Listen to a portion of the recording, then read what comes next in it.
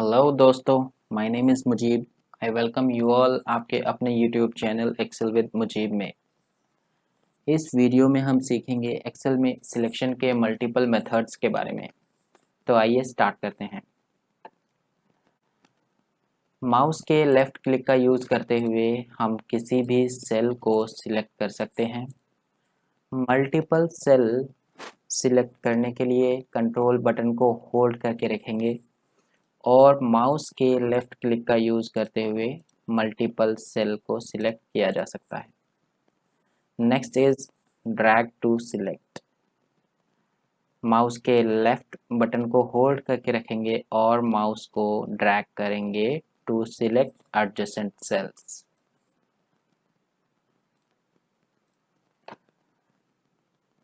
Single column को select करने के लिए आप ये जो ऊपर हेडर देख रहे हैं अल्फ़ाबेट्स की A B C D and so on, इस पे जब हम माउस के लेफ़्ट क्लिक से क्लिक करेंगे तो सिंगल कॉलम सिलेक्ट हो जाएगा। मल्टीपल कॉलम सिलेक्ट करने के लिए कंट्रोल बटन को होल्ड करके रखेंगे और क्लिक करते जाएंगे, हमारे मल्टीपल कॉलम सिलेक्ट हो जाएंगे। इसी तरह माउस के लेफ़्ट क्लिक को होल्ड करके रखने पर और माउस को ड्रैग करेंगे तो भी मल्टीपल कॉलम सिलेक्ट हो जाएंगे। इसी तरह रो को भी सिलेक्ट कर सकते हैं। सिंगल रो सिलेक्ट करने के लिए ये जो आप लेफ़्ट साइड में काउंटिंग देख रहे हैं 1 2 3 4 5 6, हम इस पर क्लिक करेंगे तो हमारा रो सिलेक्ट हो जाएगा। मल्टीपल रो सिलेक्ट करने के लिए कंट्रोल बटन को होल्ड करके रखेंगे और माउस के लेफ़्ट क्लिक का यूज़ करते हुए रो को सिलेक्ट कर लेंगे। माउस के लेफ़्ट क्लिक को होल्ड करके रखेंगे और ड्रैग करते जाएंगे, इससे भी हम मल्टीपल रो सिलेक्ट कर सकते हैं। चलिए नेक्स्ट देखते हैं।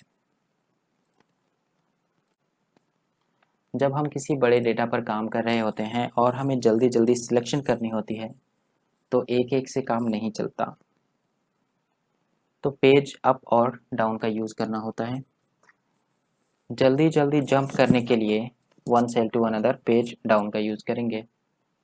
इसी तरह अगर आपको ऊपर जंप करना है तो पेज अप का यूज़ करेंगे और सिलेक्शन करने के लिए शिफ्ट बटन प्रेस करके रखेंगे और पेज डाउन यूज़ करेंगे तो ये सिलेक्शन होती जाएगी। इसी तरह ऊपर की तरफ सिलेक्शन करने के लिए शिफ्ट बटन को होल्ड करके रखेंगे और पेज अप प्रेस करते जाएंगे।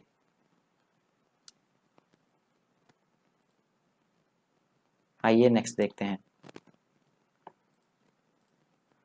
जब हमें डेटा में एंड में किसी सेल पे जंप करना होता है तो कंट्रोल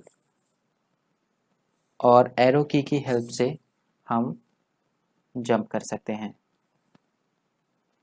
जैसा कि यहाँ पे अगर हमें राइट साइड में जंप करना है तो कंट्रोल बटन को होल्ड करके रखेंगे और राइट एरो को प्रेस करेंगे।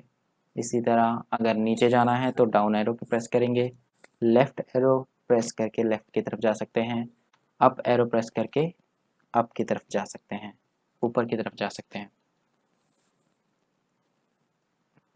आइए नेक्स्ट देखते हैं।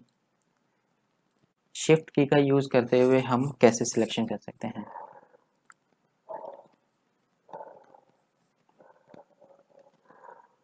जब हम माउस के लेफ़्ट क्लिक का यूज़ करते हुए सिलेक्शन ड्रैग करके सिलेक्शन करते हैं तो इसमें माउस छूटने का डर होता है। तो इसका ऑल्टरनेट ये है कि जहाँ से आपको सिलेक्शन करनी है वहाँ पे माउस का कर्सर रखेंगे, शिफ्ट बटन को प्रेस करके रखेंगे, होल्ड करके रखेंगे और माउस से क्लिक करेंगे तो हमारा सिलेक्शन हो जाएगा। इसी तरह शिफ्ट बटन को होल्ड करके रखेंगे और down arrow, right arrow, up arrow, left arrow का यूज़ करते हुए भी हम सिलेक्शन कर सकते हैं। ओके, आइए नेक्स्ट देखते हैं। F5 की अगर आपको किसी सेल पे जंप करना है और आपको उसका रेफरेंस नंबर पता है तो आप डायरेक्टली जंप कर सकते हैं। तो मान लीजिए अभी हमें D10 पे जंप करना है तो F5 की प्रेस करेंगे। यहाँ पे आप देख रहे हैं रेफरेंस में हम वो सेल का रेफरेंस डाल देंगे। अभी हमें D10 पे जंप करना है तो हमने रेफरेंस डाला और ओके प्रेस करेंगे तो D10 पे जंप हो जाएगा। F5 की का यूज़ करते हुए हम सिलेक्शन कैसे कर सकते हैं? जब F5 की का यूज़ करते हुए सिलेक्शन करते हैं तब हमें पता होना चाहिए कि हमें कहाँ से कहाँ तक सिलेक्शन करनी है। मान लीजिए हमें D3 से E10 तक सिलेक्शन करनी है तो हम D3 पे कर्सर रखेंगे, F5 प्रेस करेंगे और रेफरेंस में हम वो सेल का रेफरेंस देंगे जहाँ तक हमें सिलेक्शन करनी है। तो हमें E10 तक सिलेक्शन करनी है, यहाँ पे रेफरेंस देंगे और शिफ्ट बटन को होल्ड करके रखेंगे और ओके प्रेस करेंगे। इस तरह से हम F5 की का यूज़ करते हुए सिलेक्शन कर सकते हैं। आइए कुछ शॉर्टकट्स देखते हैं। कंट्रोल ए जब हम प्रेस करते हैं, कंट्रोल ए का यूज़ करते हुए हम कंप्लीट डेटा सेट को सिलेक्ट कर सकते हैं।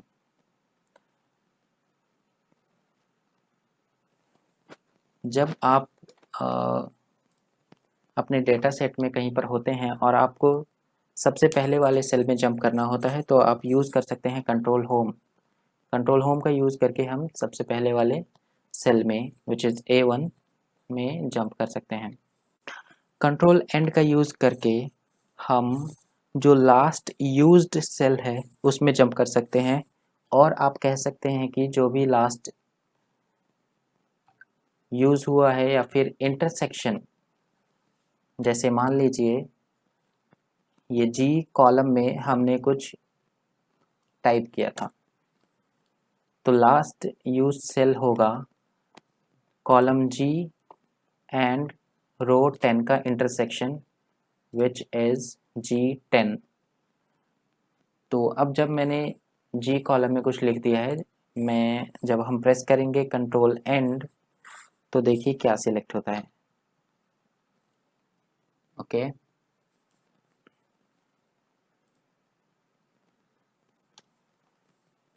नाउ जब आप कभी बड़े डेटा सेट में काम करते हैं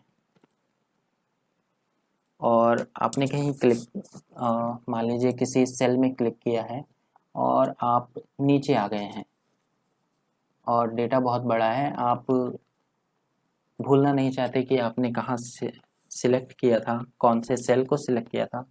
तो इसके लिए हम यूज़ कर सकते हैं कंट्रोल बैक स्पेस का यूज़ करके हम वापस उसी सेल में पहुंच सकते हैं जहां जो सेल हमने सिलेक्ट किया हुआ है। तो कंट्रोल बैक स्पेस देखिए। एक और शॉर्टकट देखते हैं। आप देख रहे हैं कुछ सेल्स में मैंने कमेंट्स डाले हैं। अगर आपको सभी कमेंट्स को एक साथ सिलेक्ट करना है तो इसके लिए शॉर्टकट की का यूज़ कर सकते हैं कंट्रोल शिफ्ट ओ प्रेस करने से सारे वो सेल्स जिनमें कमेंट्स हैं एक साथ सिलेक्ट हो जाएंगे। ओके आइए नेक्स्ट देखते हैं। नेम रेंज का यूज़ करते हुए हम कैसे सिलेक्ट कर सकते हैं। नेम रेंज ये जो आप देख रहे हैं जिसमें सेल की इंफॉर्मेशन है नेम बॉक्स, इसमें जब आपको किसी सेल में जंप करना है, मान लीजिए हमें D10 में जंप करना है तो हम नेम बॉक्स में क्लिक करेंगे, D10 रेफरेंस डालेंगे एंड एंटर हिट कर देंगे तो हम डायरेक्टली उस सेल में पहुंच जाएंगे। इसमें सिलेक्शन करने के लिए आपको पता होना चाहिए कि आपको कहाँ तक किस सेल तक सिलेक्शन करनी है। मान लीजिए हमें इसमें C1 से E10 तक सिलेक्शन करनी है तो हम C1 में अपना कर्सर प्लेस कर देंगे, नेम बॉक्स में जाएंगे, E10 रेफरेंस डालेंगे और शिफ्ट बटन को होल्ड करके रखेंगे एंड एंटर बटन हिट कर देंगे। इससे हमारी सिलेक्शन हो जाएगी। नेम रेंज का एक और बहुत बड़ा फ़ायदा है, नेम बॉक्स का, आप नेम किसी डेटा को आप नेम दे सकते हैं और उसको आसानी से सिलेक्ट कर सकते हैं। जैसे आइए देखते हैं, जैसे ये जो हमारा डेटा है, मैं इसे फॉर्मूला में जाके डिफाइन नेम्स, यहाँ पे नेम डिफाइन कर देता हूँ। हम इसे कर देते हैं सेल्स डेटा, ओके, और ओके कर देंगे। इसमें दोस्तों स्पेस नहीं जाता, तो इसमें हम अंडरस्कोर लगा देंगे। तो ये हमने नेम दे दिया। अब जब भी आपको सेल्स डेटा सिलेक्ट करना होगा तो आप नेम बॉक्स में ये ड्रॉप डाउन मेन्यू में क्लिक करेंगे, सेल्स डेटा यहाँ दिख रहा है, सेल्स डेटा में क्लिक करेंगे, आपका कंप्लीट डेटा सिलेक्ट हो जाएगा। ये फॉर्मूला में भी बहुत यूज़ होता है एरे के लिए। चलिए नेक्स्ट देखते हैं। आइए स्क्वायर ब्रैकेट का यूज़ सीखते हैं। जब आप किसी सेल को रेफरेंस देते हैं, जैसे ये देखिए, ये सेल का रेफरेंस है E4। अब अगर हमें इस सेल से डायरेक्टली उस सेल में जंप करना है जिसका रेफरेंस इसमें दिया हुआ है, तो हम यूज़ करेंगे कंट्रोल ओपन स्क्वायर ब्रैकेट, तो हम डायरेक्टली वहाँ पहुँच जाएंगे। ये नेक्स्ट केस देख लेते हैं। इसमें 2 सेल का रेफरेंस दिया हुआ है और हमें इसमें देखना है ये जो E7 और E6 सेल है ये कहाँ पर है। तो हम control open square bracket press करेंगे तो हमें ये दिखा देगा कौन से सेल का रेफरेंस दिया हुआ है। नेक्स्ट एक और देख लेते हैं। इसमें मैंने सम किया हुआ है इन 3 सेल्स का, तो हम यहाँ पर कंट्रोल ओपन ब्रैकेट प्रेस करेंगे तो ये हमें दिखा देगा ये इस सेल में किन किन सेल का रेफरेंस है।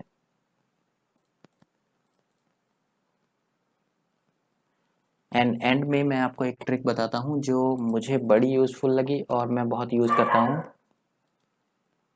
आई होप आपको भी यूज़फुल लगेगी और आप भी इसे यूज़ करोगे। दोस्तों क्या होता है जब हम डेटा प्रिपेयर करते हैं तो, और इसे आप क्या करते हैं, इसे मर्ज करते हैं टू प्रेजेंट, इसे हम मर्ज करते हैं, मर्ज एंड सेंटर, तो ये बिल्कुल मिड में शो होता है। लेकिन इसमें प्रॉब्लम क्या आती है कि हम कोई भी सिंगल कॉलम सिलेक्ट नहीं कर सकते, फ्रीली किसी भी सेल में जंप नहीं कर सकते, राइट। तो इसका ऑल्टरनेट ये है, पहले हम इसे अनमर्ज कर देते हैं। तो इसको करने के लिए हम उन सभी सेल्स को सिलेक्ट कर लेंगे जिसमें हमें डेटा मर्ज करना है बिना मर्ज किए हुए। सिलेक्ट कर लेंगे, कंट्रोल 1 प्रेस करेंगे, अलाइनमेंट में जाएंगे। आप यहाँ देख रहे हैं हॉरिजॉन्टल, इसमें नीचे की तरफ जब आप देखेंगे सेंटर अक्रॉस सिलेक्शन, इसको क्लिक करेंगे एंड ओके कर देंगे। देखिए हमारा सेल्स डेटा जो लिखा हुआ है वो मिड में आ गया और हम किसी भी सेल्स में फ्रीली मूव कर सकते हैं। आप सिंगल कॉलम भी सिलेक्ट कर सकते हैं। तो चलिए दोस्तों, आज की वीडियो में इतना ही। आई होप आपको वीडियो पसंद आई होगी। आप कमेंट में ज़रूर बताएं कि आपने क्या नया सीखा इस वीडियो से। मिलते हैं नेक्स्ट वीडियो में न्यू लर्निंग के साथ। Thank you so much. अपना ख्याल रखिए। Bye bye, take care.